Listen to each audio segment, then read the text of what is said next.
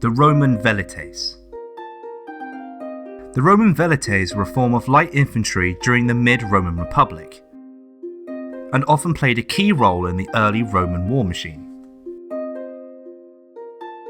Often the youngest and poorest soldiers in the legion, a Velite could barely afford much armour. What armour the Velites did wear usually consisted of a small protective cap on their head and was covered with a piece of hide, usually from a wolf. This also helped distinguish the Velites from other soldiers on the battlefield.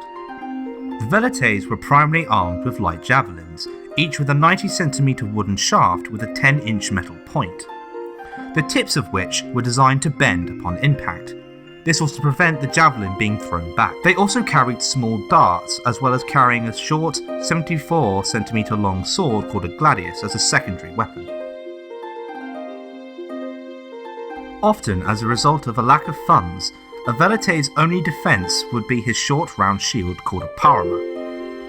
The armour was about 36 inches across, or less, and had iron in its frame, making it a very effective piece of armour. In battle, the Velites would form up at the front of the legion, and would normally engage in skirmishing with the enemy. This was to cover the advance of the heavy infantry behind them. If this heavy infantry failed to break the enemy, the Velites would fall back and let the next class of heavy infantry take over. Well, thank you for watching and listening. All sources are listed and linked in the description below. Be sure to like, comment and subscribe if you've enjoyed. I've been the Ancient History Guy, and as always, I'll be seeing you later.